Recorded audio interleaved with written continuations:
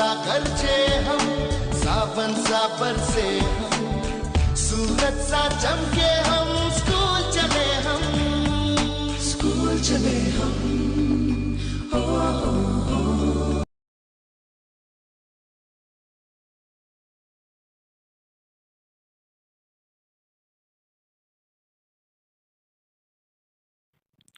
Good evening बच्चों।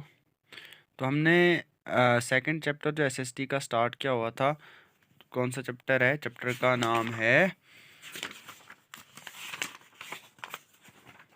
The earth interior a look at the inner earth. तो इसका हमने पढ़ा था जो है इग्नियस रॉक के बारे में थोड़ा पढ़ा था, उसके टाइप्स के बारे में थोड़ा मैंने आपको कंसेप्ट दिया हुआ था। तो बच्चों आज हमने पढ़ना है टाइप्स जो है इग्नियस रॉक्स की, उनके बारे में पढ़ेंगे, ठीक है। तो पहले मैं आपको रिमाइंड करता चलूँ कि इग्नियस रॉक्स होता क्या है, बनते कैसे हैं। तो हमने पढ़ा था जो इग्नियस रॉक्स होता है वो बनता है जब मैग्मा जो है ज़मीन के अंदर से फटता है, या जो ज़मीन के अंदर होता है उसको वहाँ पे उसका जो टेम्परेचर होता है वो कम होता है और वो सॉलिड फॉर्म में आ जाता है, मीन सॉलिडिफिकेशन उसकी हो जाती है। तो हमारे पास जो है इग्नियस रॉक्स बनते हैं। तो इसकी फर्दर टू क्लासिफिकेशन है on the basis of occurrence of igneous rocks, ठीक है। तो पहले एक्सक्लूसिव इग्नियस रॉक। तो एक्सक्लूसिव इग्नियस रॉक्स होता क्या है? Are formed by cooling of lava on the surface of the earth. देखो एक्सक्लूसिव इग्नियस रॉक्स वो टाइप है इग्नियस रॉक्स की जब लावा जो है फटता है, उसके बाद जब वो उसका जो टेम्परेचर है वो कम हो जाता है, टेम्परेचर कम होने के बाद वो लावा जो है कूल हो जाता है, ठंडा हो जाता है। तो कहाँ? लेकिन on the surface of the earth the cooling process takes place quite rapidly leading to the formation of small crystals and have fine grain particles.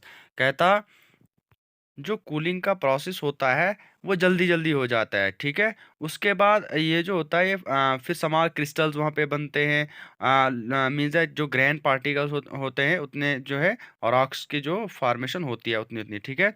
Such type of rocks are called as volcanic rocks और extrusive rocks. इन rocks को हम कहते हैं या तो हम volcanic rocks कहते हैं या एक्सट्रूसिव रॉक्स कहते हैं, ठीक है। These rocks are also called volcanic rocks. इन रॉक्स को हम क्या कहते हैं? वॉल्केनिक रॉक्स भी कहते हैं। Basalt is the most common example of an exclusive igneous rock is basalt. कहते हैं कि जो बेसाल्ट है वो एक कॉमन सी एग्जाम्पल है किसकी? एक्सक्लूसिव इग्नियस रॉक्स की, ठीक है।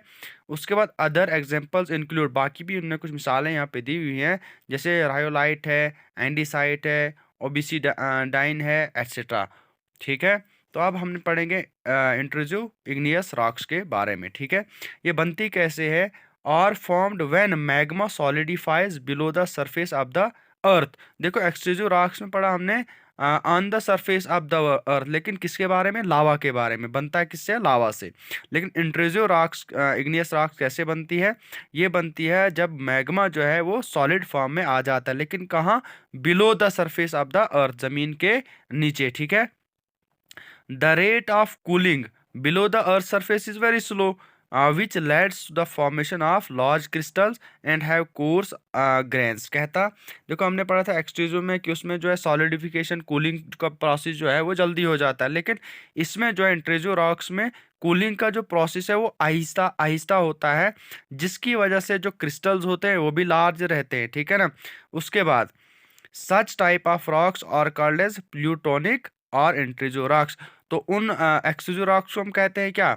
वॉल्केनिक रॉक्स, और इनको कहते हैं हम इंट्रूसिव इग्नियस रॉक्स को हम कहते हैं प्लूटोनिक रॉक्स कहते हैं, या इंट्रूसिव रॉक्स सिंपल कहते हैं, ठीक है। The most example of an intrusive rocks is granite. अब जो इसकी कॉमन सी एग्जाम्पल है वो कौन है?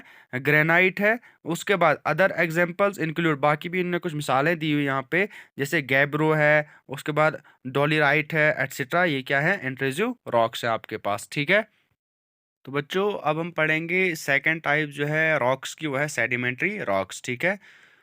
तो सेडिमेंट्री रॉक्स होता क्या है? The various agents of erosion like running water, wind and moving ice carry small particles of rocks.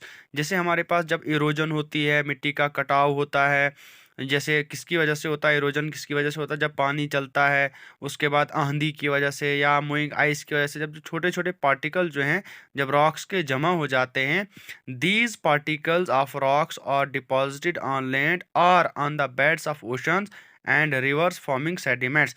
तो ये जो पार्टिकल्स होते हैं रॉक्स के, ये एक जगह जमा हो जाते हैं या समंदर में या या on the surface of the earth, ठीक है, कहीं भी। उसके बाद the sediments are deposited in layers. अब ये जो सेडिमेंट्स जो हैं लेयर्स में क्या होता है, ये डिपॉजिट रहते हैं वहाँ पे, ठीक है। Over the years the sediment get harden due to the weight of the layers above. जब ये लेयर्स की फॉर्म में जमा रहते हैं तो बहुत साल गुजरने के बाद यही जो सेडिमेंट्स होते हैं ये हार्ड हो जाते हैं उन लेयर्स में, क्योंकि ऊपर से मतलब इनको जो दबाव वो ज़्यादा रहता है, ठीक है। उसके बाद इन द ओशन और द रिवर बेड्स, अगर ओशंस की बात की जाए या रिवर साइड की बात की जाए तो the weight of the water also helps in hardening the layers. जब ये सेडिमेंट्स पानी के अंदर होते हैं तो इनको जो है पानी का ज़्यादा वजन रहता है, जिसकी वजह से ये रॉक्स जो है क्या हो जाती हैं, ये हार्ड हो जाती हैं। Such rocks that are formed by the deposition and the hardening of the layers of the sediments are called as sedimentary rocks। यही rocks जो हैं जब ये डिपॉजिट एक जगह जमा हो जाती हैं उसके बाद यही सेडिमेंट्स बाद में हार्ड हो जाते हैं, इन्हीं सेडिमेंट्स को हम कहते हैं सेडिमेंट्री रॉक्स कहते हैं, ठीक है। The most common example of sedimentary rock is coal. जो हमारे पास आम सी जो एग्जाम्पल है, मिसाल हमारे पास जो कॉमन एग्जाम्पल है जो हम डेली बेसिस पे हम देखते हैं या इस्तेमाल करते हैं, दो है हमारी कोल, ठीक है। कोल जो है उसको हम कह सकते हैं कि ये सेडिमेंट्री रॉक्स है, ठीक है। अदर एग्जाम्पल्स इंक्लूड, बाकी कुछ मिसालें हैं जैसे आपके पास है सैंडस्टोन है, लाइमस्टोन है, शेल है, ग्रेवल है या क्ले एटसेट्रा। तो ये था बच्चों आज आपका टॉपिक एसएसटी का जो चैप्टर सेकंड है, थर्ड लेक्चर था आपका। तो आई होप कि आपको समझ आ चुकी होगी। अगर समझ ना आए तो आप मुझे कांटेक्ट कर सकते हो, व्हाट्सएप पे मैसेज कर सकते हो, जहाँ पे भी कहीं कन्फ्यूजन हो तो मैं क्लियर करने की बहुत कोशिश करूँगा, ठीक है। या आप मुझे डायरेक्ट कांटेक्ट कर सकते हो, ठीक है। Thank you.